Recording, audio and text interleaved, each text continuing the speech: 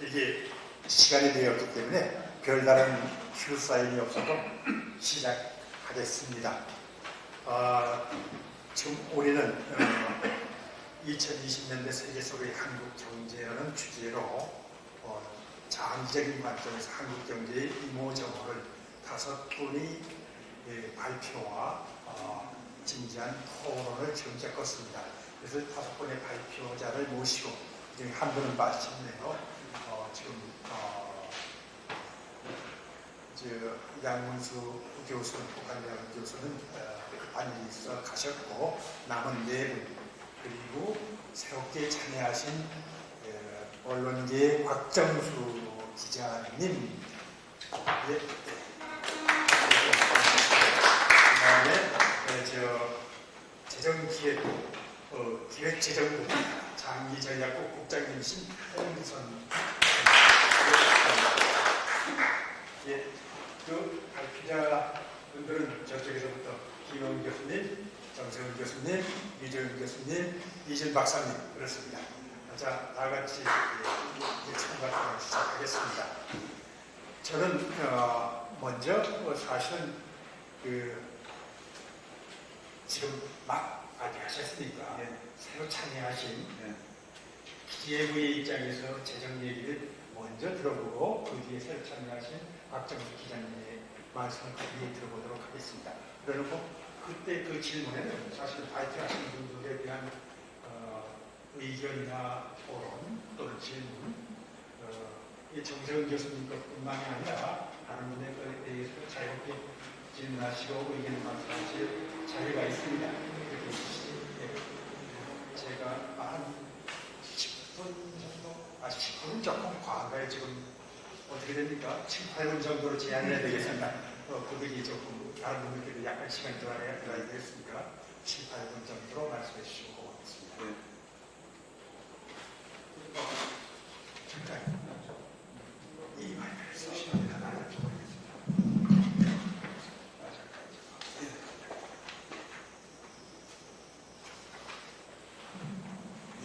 기획재정부 장기전략국장을 맡은 홍부선입니다. 처음부터 참석을 해서 같이 좀 발표를 다 보고 말씀을 드렸어야 되는데 다른 일정에서 한 4시부터 와서 김혜영 교수님 발제하고 토론, 정세훈 교수님 발제하고 토론 잘 들었습니다. 그렇지만 김혜영 교수나 이준 교수님, 양문수 교수님 발제자료는 그 자료를 통해서 미리 보고 왔다는 점을 말씀드리고 다만 장기전략국이 지금 관련해서 업무가 기획재정부에서 중장기 발전 전략을 마련하는 역할을 하고 있습니다. 예산 세대는 기획재정부에 있지만 같이 유기적으로 해서 중장기적으로 우리 경제가 어떻게 가야 될지 그런 정책을 하고 있다는 말씀드리고 오늘 주제도 단년도 이슈가 아닌 거고 2020년대 세계 속의 한국 경제라는 주제로 심포지엄이 열려서 제가 참석하게 된 것 같고요. 그런 주제로 저에서 현 정부에서 중장기 전략을 어떻게 하고 있는지 간단히 말씀드리고 오늘 말씀하신 발제자료 관련해서 좀 간단히 말씀드리겠습니다. 아시겠지만 우리 경제가 대내적으로 상당히 좀 어려운 상황입니다. 성장 분야이나 인구 구조, 4차 혁명 주변에서 어렵기 때문에 현재 정부에서는 혁신적 포용국가라는 비전 하에서 국정관리도 설정했고 저희 기획재정부 내에서도 이것을 실현하기 위해서 중장기 전략을 가지고 있습니다. 아직 대적으로 발표는 안 하는데 크가진 구축으로 생산성이나 삶의 경제 보충면에서 어떠한 정책까지를 마련할 건가. 생산성이 시장에서 1차적인 분배라고 하면 삶의 질이 제도를 통해서 2차적인 분배고 기술적으로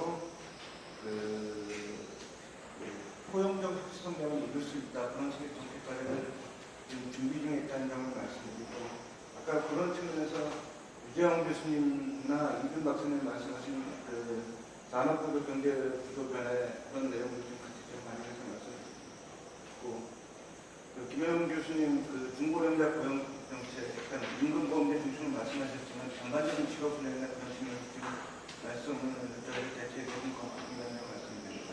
아울러서 임금보험제도 관련해서는 직접적으로 많은 검토가 필요하지만 보험 문제인식은 동일하게 해서 저희가 올 초부터 40대 일자리 TF 운영에는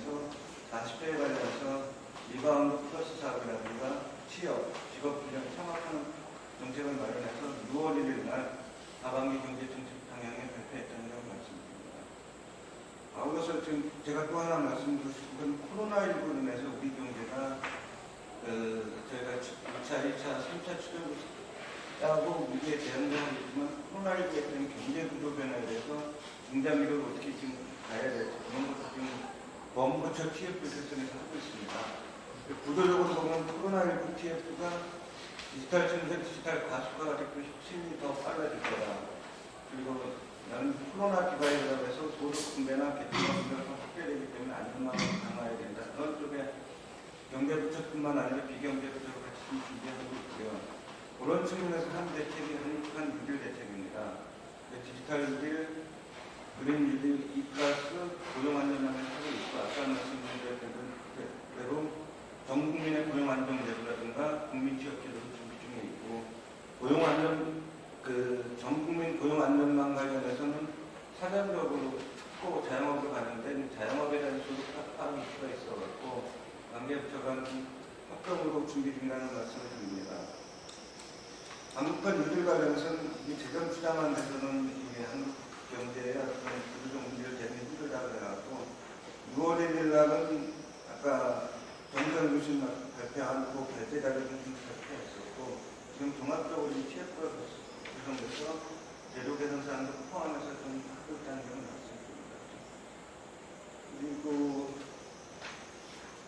아까 재정 관련해서 말씀하셨는데 정선 교수님 말씀처럼 저희가 말씀을 참고해서 아까 김 박사 두세 양반의 김 박사님도 말씀을 참고했었고 다음은 저희가 1차, 2차, 3차 추경 자체가 반년 만에 3차 추경까지 짠 거고 규모도 좀 최대한 규모 규모인 상황에서 더 추가 여력이 있지 않냐 그런 정 교수님 말씀이 저희가 참조하는데 다만 저희 측면에서 약간 인구 구조 변화나 미래 세대 대응이나 공태적 측면을 좀 봐야 된다는 점 말씀드리고 그거보다는 객관적으로 OECD나 IMF에서 세계 경제 전망기에서 한국 경제 전망치를 최근에 OECD에서도 2.0에서 마이너스 1.2% 내렸는데 주요국 중에 가장 성장 전망폭이 좀 낮은 상황입니다. 그래서 이 중에 하나가 제조업이 충실하고 성공적인 방역에 영향을 주는 거고 이게 추경을 재정 기반을 확대해야 되는데 경기 부양도 측면인 건지 아니면 아까 노사영원의 김 박사님 말씀 국제적인 측면인 건지 그건 좀 논의가 필요한 것 같고요. 말씀하신 거 감안해서 하고 있고 지금 5월 추경에 35도 1차, 2차 추경을 별도로 있는 상황에서만 재정이 최대한 적극적인 역할을 하고 있다. 말씀하신 대로 분모를 늘려갖고 국가채무 건전한 노력을 좀 하고 있다는 점을 말씀드립니다. 1차적으로 일단 말씀드리겠습니다. 예, 감사합니다. 정부가 정말로 많은 일을 하고 있다. 이것도 하고 있고 저것도 사실은 정말로 많은 일을 요새 바쁘실 겁니다. 정말. 예, 그 뒤에 거기에 대해서 조금 기자님들 측에서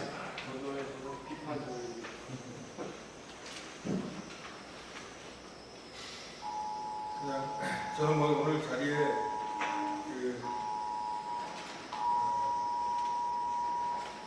기자로서 나왔지만 개인적으로 공부하는 기회라고 생각을 하고 나왔습니다. 그걸 감안해서 보여주시면 고맙겠습니다. 요즘 경제현장의 기업인들을 만나보면 한국 사회 전반에 대한 신뢰가 높아졌다는 게 공통적으로 말합니다. 정부에 대한 신뢰, 구성원 상호간 신뢰, 또 국가 이상도 높아지고 국민들의 자신감도 높아진 것 같습니다. 물론 이제 방역에 성공적으로 개최하는 것이 결정적인 역할을 하는데 한국처럼 대규모 공세 조치 없이 코로나 확산을 방지하는 이런 신뢰감, 자신감 이런 것들이 국가적으로 큰 자산인데 코로나 사태가 그런 의미에서 어떤 한국에게 전환의 행복의 기회가 될 수 있다는 생각을 기업 현장에서 하는 것 같습니다. 그래서 앞으로 우리 교수님들이나 정부가 이런 방역에 의해서 한국 경제 성공으로도 연결되는 것이 과제인 것 같습니다. 그러나 그런 문제의식이 없고 몇 가지만 말씀드리면 한국 경제가 지금 당면의 위기 극복하고 미래를 위한 준비라는 이중관계를 안고 있는데요. 정부, 우리 홍 국장님이 정부의 여러 가지 역할을 준비하고 있는 거 말씀 주시고 코로나 대책 관련해서 3차 추경까지 270조 정도 정부가 발표할 수가 나오는데 그 중에서 이제 재정은 이제 별개로 계산합니다.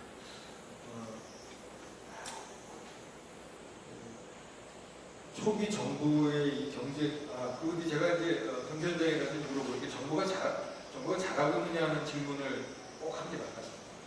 근데 그동안 정부에 대해서 비판적으로 주로 이제 경제계에서 그런 말씀들을 많이 해왔는데 최근에 공통적으로 초기 정부의 대응에 대해서는 이 경제 고용 충격에 대해서는 신속하고 양쪽으로도 적극적한 것에 대해서는 긍정적으로 보는 분들이 많은 것 같습니다. 문제는 이제 앞으로 이제 대처 문제겠죠. 근데 이제 정부의 노력과 함께 저는 이제 노사정의 협력 문제가 굉장히 중요한 것 같습니다. 지금 총리실 주도로 노사정 대화가 시작됐는데 신무협의만 3주 하고 있는데 아직 의제 합의를 못한 상태고 그런 사회 안전망 강화하고 전국민 고용보험 관련해서 재원 마련에 대해서 의견들이 있다고 지금 알려지고 있습니다. 최저임금 협의가 이제 어저께부터 시작됐는데 역시 경영계에서는 최저임금 공개를 얘기를 하고 있고 노동계에서는 거기에 대해서 반발하고 있는 형국이고 정부의 리더십이 중요한데 이렇게 노사가 일지사지의 지혜를 발휘하는 것과 함께 또 정부 스스로도 이 노사정 협력을 이끌어내는데 좀 더 노력을 적극적으로 할 필요가 있다는 생각입니다. 그리고 또 하나 이제 공통적으로 얘기할 수 있는 게 이 사회 안전망 강화에 대한 우리 사회의 전반적인 공감대가 좀 이루어진 것 같습니다. 이게 코로나 사태를 보면서 우리 사회의 어떤 중요한 성과 중에 하나인 것 같은데 이 사회 안전망, 고용 안전망 강화 필요성에 대해서는 별 의견들이 없는 것 같아요. 그동안 이건 굉장히 큰 변화인데 복지 확대에 대해서 포퓰리즘이라는 그런 주장들이 많았고요. 보편복지, 또 선별복지 이런 논란도 굉장히 컸고요. 물론 보수 쪽에서 주로 이제 제기했습니다만, 그러나 이번에 이제 정부가 취약계층 중심의 지원책을 내고 전 국민의 건강보험 시대를 추진하기도 했고, 또 긴급 재난지원금 이런 거 시행을 하고 이런 것들이 큰 역할을 한 것 같습니다. 21대 총선에서 민주당이 압승을 하면서 향후 이런 부분에 대해서 이제 추진 동력이 더 강화됐다고 보고요. 김종인 미래통합당 비대위원장도 경제민주화의 주천자답게 새로운 이런 혁신 아이디어를 앞으로 많이 낼 것으로 기대를 하는데 정부가 이런 환경 변화를 잘 활용했으면 하는 생각입니다. 어떤 야당과 선의의 정책 경제를 하면 건설적인 효과가 나올 수 있을 것 같고요. 기본소득에 대한 의미도 마찬가지고. 그리고 세 번째로 제가 말씀드리고 싶은 거는 문재인 정부의 이제 핵심 정책이 하는 소주성 정책, 그거를 나중에 이제 포용 정책으로 이름을 이제 바꿨습니다만 그 가치가 재발견되는 그런 성과도 있었던 것 같습니다. 이 코로나 사태를 계기로 보수 언론들이 그동안 소주성을 경제 실패의 어떤 대표적인 그런 걸로 해서 공격을 많이 해온 것을 비춰보면 그건 적지 않은 의미가 있는 것 같습니다. 지금 3차 그래서 그 부분에 우리 정선 교수님이 그 발제에서 복지학교 비전이 불충분하고 코로나 대응에서 이 적극적 추진 노력이 보이지 않는다는 다소 이제 박감평가를 하셨는데 원래 이제 제가 듣기로는 원래 복지하는 분들은 항상 부족하다는 말씀을 하신다고 합니다. 근데 어쨌거나 정부로서는 좀 섭섭해할 수도 있겠다 이런 생각을 좀 해봅니다. 근데 지금 정부가 이 3차 추경이 지금 35조잖아요. 그거 빼고 그 앞에 정부가 총 지금까지 발표한 지원 계획 규모는 245조라고 보통 얘기를 했습니다. 거기서 순수한 재정 투입이 37조고 나머지가 이제 금융인데요. 그 37조 중에서 소위 포용 정책, 소주성 정책과 관련된 거를 이렇게 갈무리해 보면 한 73%를 차지한다. 27조 정도요. 그래서 이 소주성 제가 이제 말씀드린 건 두 가지입니다. 하나는 정부가 이런 부분에 서 적극적으로 하고 있는 부분이 분명히 있는 거 있다고 평가할 수 있는 거예요. 또 하나는 그동안 보수로부터 공격받았던 소주성 포용 정책의 의미가 다시 한번 부각되고 있다. 그런 말씀을 드릴 수 있을 것 같습니다. 그리고 제가 그냥 참고 자료를 하나 봤는데 지난 문재인 정부가 3년 지났는데 앞으로 2년간까지 포함해가지고 5년간 그 공적이던 소득의 예산을 합해보니까 그 이전에 비해서 한 2배 정도 늘어난 걸로 나옵니다. 이제 제가 그냥 금액으로 봐서는 한 136조 정도 되는데 이거를 이제 어떻게 평가할지는 우리 교수님들이 여쭤보고 싶습니다. 근데 이제 아까 이제 언론계니까 좀 비판적인 얘기도 하라고 말씀하셨습니다. 아닙니다. 그게 직접. 근데 이제 사실은 포용 정책이 사실 저는 이제 좀 미흡한 점을 분명히 개선해야 된다고 봅니다. 그러니까 초기에 그 최저임금의 그 과속 인사 어떤 정책 운용상의 그 미흡한 점, 그건 변론으로 치더라도 사실 이 포용 정책의 근본 취지는 그 소수 재벌에 의존한 성장에서 벗어나서 이 성장 정책의 패러다임 전환이라는 어떤 그 상위의 그 비전이 있었는데 지금 거기에 대한 가시적 성과는 그렇게 국민들이 느낄 정도는 아닌 것 같습니다. 사실 이거는 공정경제 기반으로 중기 벤처라는 새로운 성장 동력을 확보한다는 이 혁신 성장 정책, 그리고 그 기반이 되는 공정한 실현 질서 확립을 위한 이 공정경제 정책하고 이렇게 어우러져서 성과를 내야 되는데 사실 언제부터인가 우리 진보진영에서 이 문재인 정부를 지원했던 진보진영에서는 혁신 성장 정책이 변질됐다, 여전히 대기업한테 고용과 투자를 고발하고 있다는 비판을 받는 게 좀 현실이고요. 현실적으로도 지금 재벌 외에 우리 경제에서 어떤 성장의 어떤 동력 이런 거를 이거다라고 제시할 수 있는 수준은 아닌 것 같습니다. 그런 면에서 그 유재현 교수님이 발제해서 그 성장 및 포용성 증대 정책 과제로 4가지를 제시하셨고 그 중에서도 이 글로벌 가치사슬 강화를 위해서 소부장 산업에서 글로벌 경쟁력을 갖춘 중소중견기업을 육성하고 또 포용적 통상 정책을 통해서 중소기업 글로벌 역량을 강화하는 이런 말씀은 공감이 많이 되고요. 이준 그 산업연구원 우리 실장님 발제에서도 역동적 포용적 산업 생태계 구축을 강조하셨습니다. 이 활발한 신진대사와 동태적 혁신이 용이한 역동적이고 열린 산업 생태계 구축을 제안하셨는데 전적으로 공감을 합니다. 제가 말씀하다가 잠깐 빼먹은 게 있었는데 그 아까 우리 김영 교수님이 그 임금 보험제도 말씀을 하셨잖아요. 근데 제가 이제 최근에 홍남기 교수님 인터뷰하면서 한 대목이 생각이 나서 근데 이제 우리 홍남기 소득주도 성장특위 위원장께서 하신 말씀이 대통령이 전국민 고용보험 시대를 얘기를 했는데 그 대상을 확대하는 것과 함께 이제 여기에 또 다른 의미가 뭐냐면 그동안은 일자리를 잃어야 고용보험 적용을 받았는데 앞으로는 전국민 고용보험 시대 진짜 의미 중에 하나는 소득이 줄어도 급여를 주는 시대로 가야 된다는 것이었습니다. 근데 이제 예를 들면 특고 노동자라든가 자영업자 경우에는 꼭 일자리를 잃거나 자기 점포가 문을 닫지 않아도 소득이 줄어들 수 있거든요. 그 부분에 대해서도 앞으로는 그 실업급여가 고용보험에서 급여를 지급할 수 있는 그런 시대로 갈 것이다.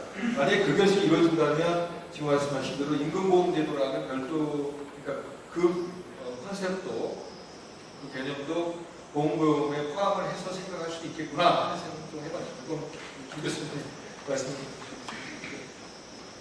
그리고 마지막으로 제가 재정 건전성 부분만 말씀드리겠습니다.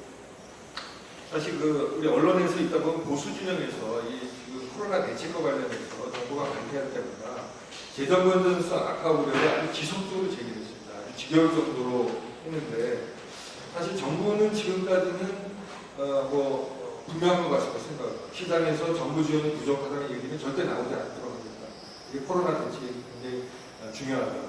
그리고 아직 우리나라의 재정 건전성이 여유가 있다는 그런 게 바탕이 되겠죠. 또 IMF 등 국제기구 보고서, OECD 보고서 이런 것들을 보면은 역시 그런 부분에서 크게意見이 없는 것 같습니다. 그런데 이제 결국 우리 정 교수님이 말씀하신 것처럼 지금은 때가 아니지만 결국은 언젠가는 재정 건전성 문제나 증세 문제가 이제 현실화될 텐데 저는 이제 개인적으로는 그게 궁금했습니다. 그러면 지금은 아닌데 언제부터냐 그 판단 기준을 뭘로 해야 되느냐인데 아까 정 교수님이 말씀하신 중에 60% 말씀을 하셨어요. 그래서 이제 그게 어떤 분명한 기준의 의미가 있는 것인지 다시 한번 좀 여쭤보고 싶었고요. 그런데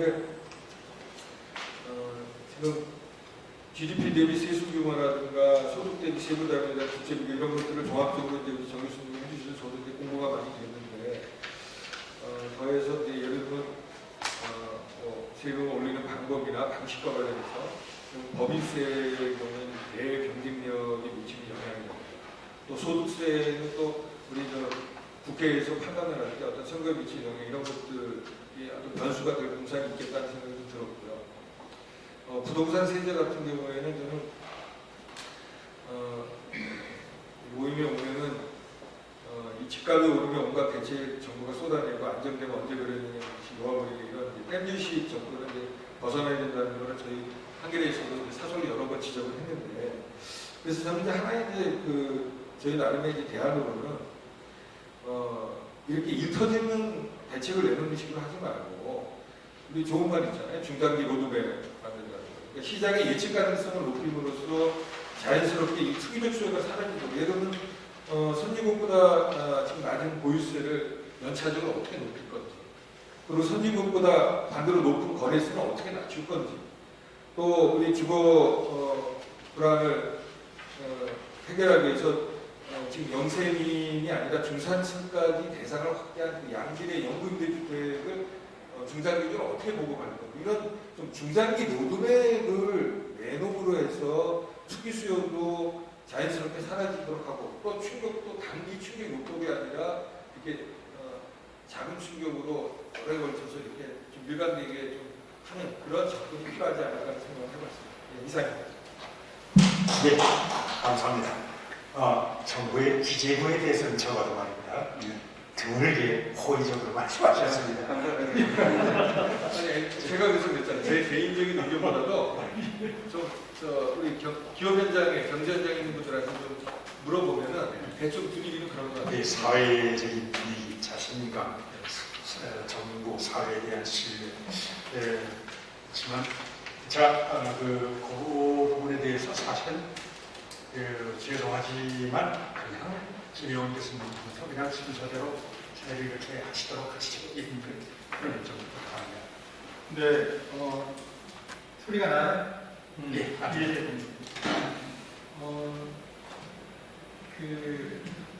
여러 가지 말씀 해주셨는데 정세현 교수님 발표에도 있고 또 두 분 말씀해 주신 거에도 전국민 고용보험 이슈가 중요한 이슈로 대두되고 있는 것 같아요.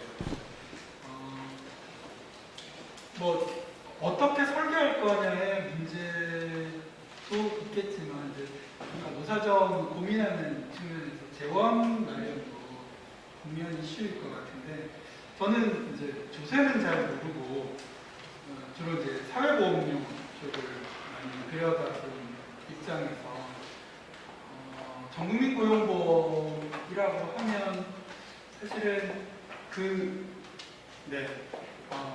안에서 사람들이 비용을 내고 수혜를 받는 구조를 갖고 있어요. 그러니까 자체적으로 보험의 재정이 그 보험료와 보험금이 수지 균형을 이루도록 전국민 고용보험도 아마 비슷한 구조를 갖게 설계될 거라고 생각이 듭니다. 그래서 그런 점에서 재원 마련을 뭐 추가적으로 한다고 하면 일률적으로 금액을 이제 올리는 수밖에 없어요. 그러니까 대상이 넓어지면 포괄되는 대상이 더 추가적으로 보험료를 내는 수밖에 없다고 생각이 드는데, 문제는 이제 사회보험료의 경우에 그 일률적으로 정률로 되어 있어요. 플랫 레이스로 되어 있어서 일반적인 소득세가 누진 구조를 갖고 있는 것과 좀 다른 모양을 갖고 있습니다. 그런데 실질적으로 이 저소득층 입장에서는 떼가는 금액이 굉장히 같은 1,000원, 같은 비율이라도 엄청나게 부담이 되거든요. 그래서 사실은 저는 사회보험료 지원이라고 하는 방식으로 저소득층이나 저임금을 받는 사람들의 실질적인 그 치료 부담 보험료율을 낮춰주는 방식이 동시에 이루어져야 돼요. 그런데 이 재원이 그럼 어디로부터 와야 되냐? 부동산으로부터 와야 되냐? 법인세로부터 와야 되냐? 이런 생각을 해보면 사실은 실질적인 수혜자가 근로를 해서 소득을 버는 사람이라고 하면 저는 사회보험료율을 정률에서 누진율로 바꾸는 건 이거는 전례가 없는 일이라서 사실 어렵다고 하면 근로소득을 버는 사람들 내부에서 사실은 연대 원리에 의해 가지고 보조를 해주는 소득세를 활용해서 그러니까 소득세를 활용한다는 의미가 중요한데, 그거는 사회보험이라고 하는 원리 자체가 근로소득자나 어쨌든 노동을 근거로 해서 소득을 버는 사람이 한정해 있기 때문에 다른 부동산 세제나 소비 세제나 이런 걸로 재원을 땡겨오는 것이 설득력이 떨어진다는 거죠. 그래서 보험 원리를 적용하면서 또한 동시에 누진세율을 어쨌건 사회보험료 지원의 세원을 확보하기 위해서는 고소득자들이 양보하는 그런 개혁이 필요하다라고 생각을 합니다. 이건 전체적인 조세체계 개혁이라는 관점보다는 사회보험, 특히 전국민 고용보험과 같은 고용보험 제도를 확대함에 있어서 소득세와 사회보험료 지원 사업과 그리고 고용보험 요율이라고 하는 것이 삼각으로 협력을 할 수 있는 구조를 한다면 내부에서의 합의가 가능하지 않을까. 재원 마련과 관련해서 고민을 한다고 했을 때 일반적으로 일반 재정에서 다 하라고 하는 방식보다는 그 보험 내부의 원리를 잘 고려한 해법을 찾으면 좋겠다라는 생각이고요. 아까 이제 박 기자님께서 말씀해주신 특고 플랫폼 예술인 노동자들로 이 고용보험을 확대하게 되었을 때 자연스럽게 사실은 나오는 주제가 완전히 폐업을 하게 될 경우에 그걸 그만두는 것이 사실은 확실하지 않거든요. 그래서 일정 부분 소득의 감소라고 하는 것을 고려해서 부분 실업급여 제도라고 하는 것을 가미할 필요가 있다라는 논의로 이제 이어지는 것 같아요.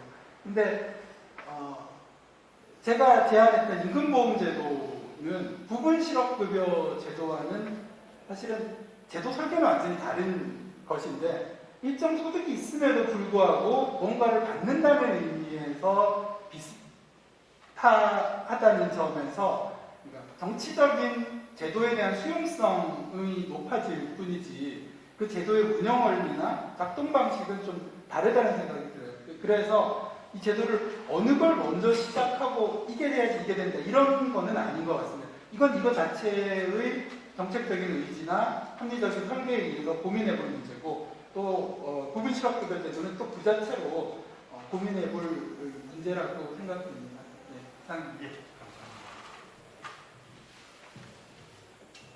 예, 기자님께서 제가 현 정부에 대해서 너무 박한 평가를 내렸다라고 말씀하셨는데요. 사실은 그런 건 아니고요.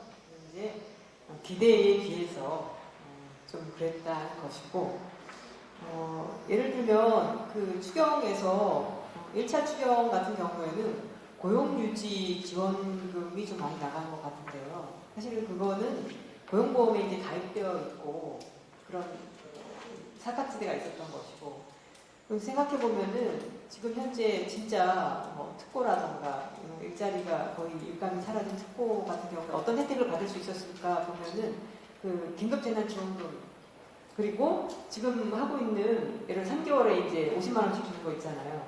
그거 다 합쳐보면 사실은 한 250 정도? 그걸로 올 한 해를 지금 버티고 있는 거거든요. 그래서 그렇게 생각해 보면 추경이 부족하다라고 저는 좀 모르겠어요. 좀 판단이 들어서 그거 말고 예를 들어 긴급복지 뭐 지원금이라던가 그런 방식으로 올해는 좀 그렇게 해야 될 것 같고, 만약에 내년에 고용보험이나 실업구조제도가 도입이 된다라고 하면 이제 그걸 통해서 제도적으로 선별적으로 맞춤형으로 가지 않을까 그런 생각이 듭니다만, 거기에 있어서도 내년에 잡혀있는 한국판 뉴딜의 고용 안전망의 액수가 이게 충분하다라는 생각이 들어서 아까 말씀드렸듯이 일단 액수를 많이 잡아놓고 필요한 대로 쓰고 안 가져가면은 뭐 남는 부용 처리하고 남으면 뭐 그렇지 않나라는 생각은 좀 들어서 그런 말씀을 드렸고요. 근데 아마 기재부에서는 여러 정보가 저보다 많기 때문에 엄격한 계산을 통해서 나온 것이라고 하면 그렇습니다. 그 다음에 그 고용보험 관련해서는 그 재원 어떻게 마련할 것인가는 많은 논의가 필요해서 지금 시간이 없어서 그 말씀을 드리지 않겠고요. 그 다음에 한 가지는 사실은 현재 이 상황에서 가장 피해를 보지 않는 계층이 그 임대인인 것 같습니다. 그래서 누구나가 임대인이 되고자 하는 그런 세상인데, 착한 임대인 정책이라고 하는 것이 선에 기대는 것은 전혀 아니고, 영세 자영업자들을 가장 괴롭히는 것이 지금 장사는 안 되는데 임대료를 계속 내야 되는 것이거든요. 그래서 장기적으로 봤을 때 우리가 왜 그렇게 임대인들의 권리를 보장해줘야 하는 것인가. 모든 국민들이 어려움을 겪는 마당에 예를 들어 베를린 같은 데에서는 임대료를 뭐 올리지 마라 이렇게 강제적으로 할 수 있는 정책이 있는 것처럼, 우리도 이참에 너무 과도하게 임대인들의 권리를 보호해주는 이런 것에서 벗어나서 국가가 이 어려운 시기에는 뭐 임대료를 감면해주는 어떤 적극적인 정책이라던가, 당장 머릿속에 떠오르는 아주 쌈박한 아이디어가 없지만 임대료 부담이 참 심각한 문제다라는 그런 생각이 듭니다. 거기에 대한 대책도 필요하지 않을까 생각이 듭니다. 예, 감사합니다. 그게 유지원 교수님.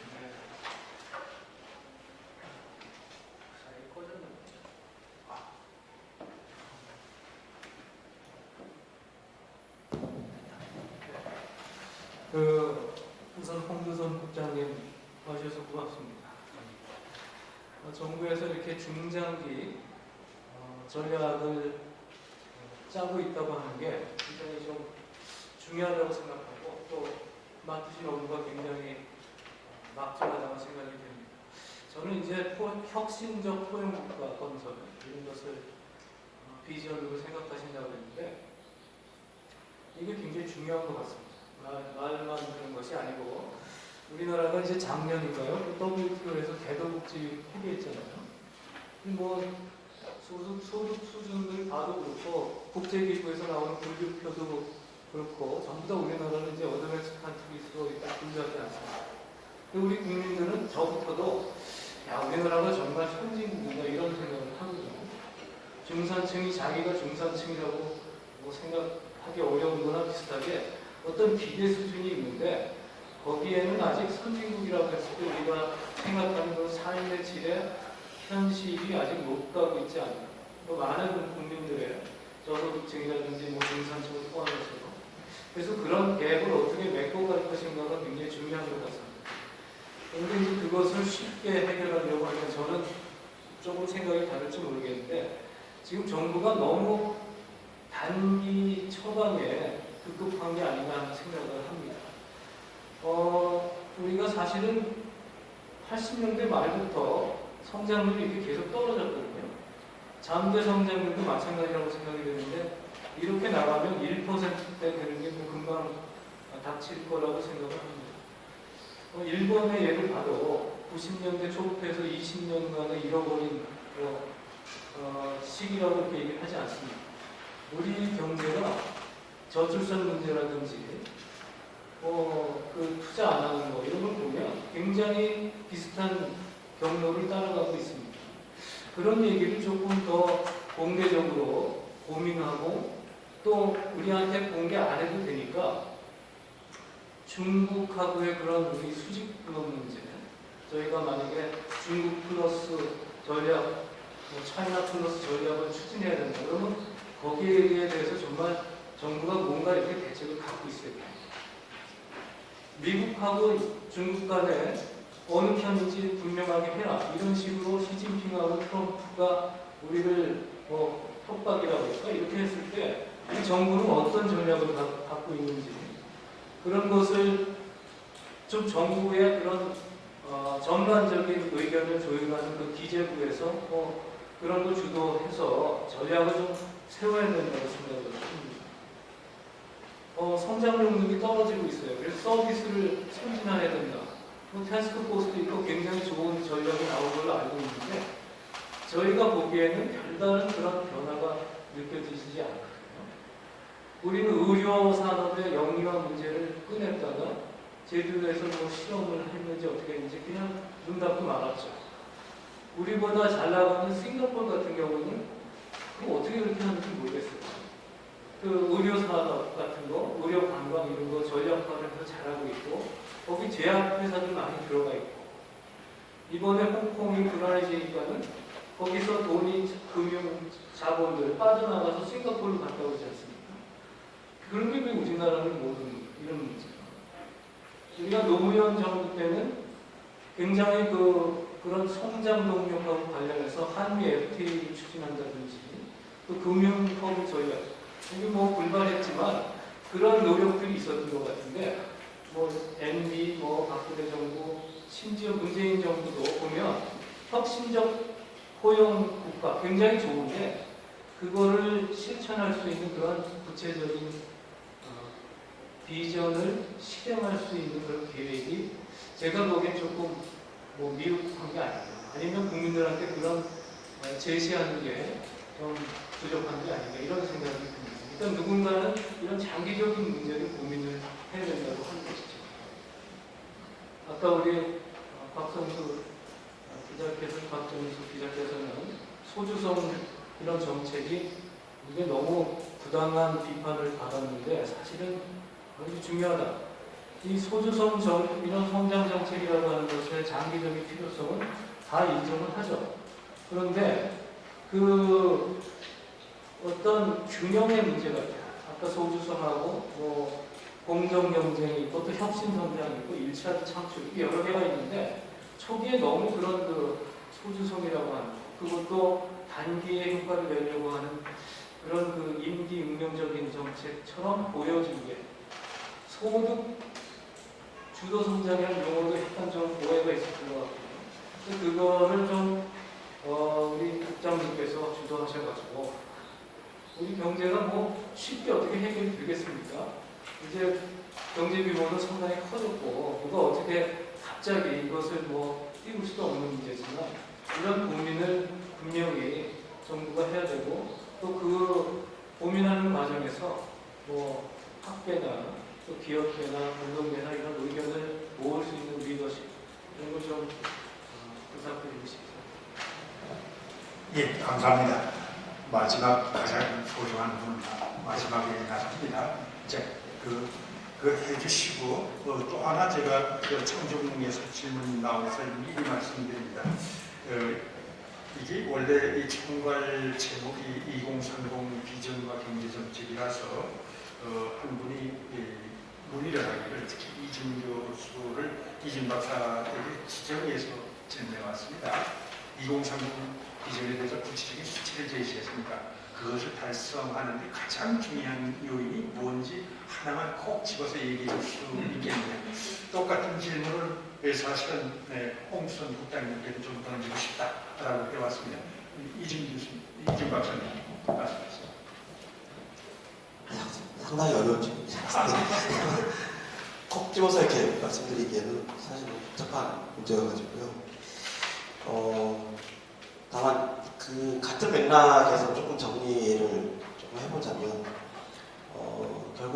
지금 우리 경제나 산업의 어떤 형태가 사실 굉장히 성숙화되었기 때문에 예전에 우리가 개발 경제 하던 시절처럼 정부에서 주도적으로 할 수 있는 역할이 상당히 작은 게 사실입니다. 그래서 우리가 구조를 고도화해야 된다라는 소리가 뭐 사실 지난 3, 4년 전에 있었던 이야기는 아니고요. 지난 2000년대 이후부터 꾸준히 지금까지 계속 우리가 구조전환해야 된다, 구조 고도화해야 된다라는 이야기를 해왔었지만 사실 계속 담론에 그쳤던 것 같고 정부에서도 그렇게 뚜렷하게 추진 동력을 가지고 추진은 못했던 것 같습니다. 실제로 저희가 성장 정책이라고 하는 그 어떤 키워드를 꺼내가지고 아주 적극적으로 했던 게 사실은 이제 노무현 정부 이후부터 했던 성장 동력 정책이라는 게 있었는데 지금 현재 이제 정부가 4번 바뀌면서 지금까지 이름이 4번째 바뀌면서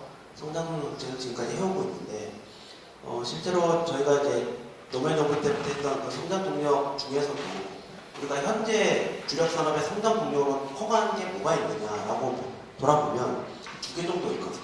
그러니까 이동통신하고 디스플레이. 그 당시 이제 OLED를 투자해서 지금의 성과를 냈기 때문에 한 20년 넘게 투자를 해서 지금 현재 저희가 지금 이제 결실을 맺고 있는 게 한 2개 정도가 있습니다.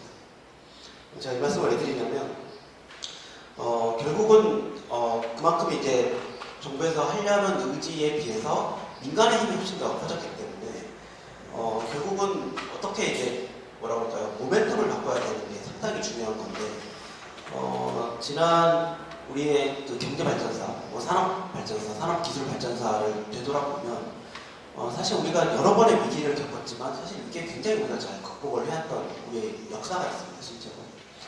그 역사 때마다 사실 굉장히 과감하게 저희가 투자를 해서 그 위기를 겪고 극복을 해왔는데 최근의 사례를 보면 사실은 이제 우리가 구조 고도화를 할 수 있는 사실은 모멘텀을 작년부터 저희 맞았다고 생각을 하고 있습니다. 실제로 저희가 소재부품 산업이라는 거를 꺼내놓고 2001년에 특별법을 제정을 해서 지금 우리가 거의 6조 가까이 되는 큰 돈을 투자를 해서 산업을 육성을 했는데 사실은 거의 변한 게 없습니다. 실제로. 그만큼 이 소재부품 산업이라는 게 굉장히 육성하기 힘든 산업인데 작년에 일본 수출 규제가 딱 터지면서 사실은 우리가 굉장한 전환점을 맞이했거든요. 이 소재부품 산업의 특징이 결국은 이 수요 대기업과 이 공급하는 이 소재부품 기업 간의 이 연대가 가장 중요한 건데 실제로 우리가 지난 20년간 이게 디커플링 된 상태에서 R&D만 계속 투자를 하다 보니까 R&D는 했을 때 산업화 성과가 거의 일어나지 않아요. 그런 20년의 역사를 지금까지 저희가 가져왔습니다. 근데 작년에 이제 일본 수출 규제가 딱 터지고 나서 저희가 가장 잘했던 것 중 하나는 그동안에 이제 중소기업이 개발한 제품을 대기업이 테스트를 해볼 수 있는 기회가 작년에 처음으로 열렸습니다. 실제로. 작년에 우리가 문제가 된 여러 가지 소재들에 대해서 삼성이나 SK에서 충분히 테스트할 수 있는 어떤 그런 계기를 마련해줬는데 지금 이제 질문해 주신 것처럼 우리가 2030년에 우리가 목표로 하고 있는 어떤 산업 구조의 형태, 산업 생태계의 형태를 우리가 생각을 해보면 결국은 산업의 생태계 구조 자체가 지금과는 다른 산업 구조의 생태계가 돼야 되고 그 밑바탕에는 요즘 소위 말하는 연대화 협력이라고 좀 이제 이야기 많이 하는데 아마도 이제 6월 말 7월 초에 이제 정부에서 종합적으로 발표한 공급망 종합 대책에도 아주 핵심적인 키워드로 연대화 협력이 이제 들어가 있고요. 같은 맥락을 생각을 해보면 이러한 연대화 협력이 근본이 된 산업 생태계를 만들어야 우리가 지향하고자 하는 첨단 소재나 장비의 산업이 구축이 될 수 있다. 그러니까 정부의 R&D 투자나 정부의 뭐 금융정책 여러 가지 산업 정책을 총동원을 해도 연대화 협력이 되지 않으면 사실 이게 돌아가지 않는 구조인데 어쨌든 작년에 일본 수출 규제도 있었고 올해 코로나19 사태도 있고 사실 이게 어떻게 보면 우리가 되게 울고 싶었는데 뺨딱 때려주는 그런 격이라고 저희는 보통 이야기 많이 합니다. 실제로 작년에 하반기에 많은 저희가 성과를 이뤄냈었는데 이런 계기를 저희가 좀 모멘텀으로 삼아서 어쨌든 정부에서도 마음을 다시 잡고 사실 우스갯소리지만 이 소재부품 특별법이 2001년에 제정이 되고 올해 내년에 일몰이 될 예정이었거든요. 일몰이 될 예정이었는데 지금 특별법이 연장이 됐습니다. 그래서 훨씬 더 강한 상식법으로 지금 바뀌었는데 사실 일본이 굉장히 우리 도와준 거거든요. 이렇게 저희가 법적인 기반을 갖출 수 있게 일본이 딱 도와준 건데 이거를 좀 적극적으로 좀 잘 활용을 할 필요가 있겠다. 그렇게 돼야만 우리가 지향하고자 하는 2030년에 바람직한 산업 경제 모습을 갖출 수 있지 않을까 그렇게 생각합니다. 고맙습니다. 잘못하면 뺨을 많이 맞아야 된다. 저 홍기술 국장님 말씀. 예, 이준 박사님 연장선생님께서 바꾸신 말씀처럼 요새 기업들 분위기가 정부에 대한 신뢰가 좀 있고 준비됐다는 말씀을 하셨는데 기회 사회에서 붙기 위해서도 한국의 어떤 강한 성공 분위기가 좋은 거고 이번에 코로나19 계기로 좀 사회적 합의, 연대 힘을만 되는 많은 걸 할 수 있을 것 같습니다. 아까 이 교수님 말씀처럼 서비스 TF조 대책을 하는 너무 이득 없는 대책이 있다.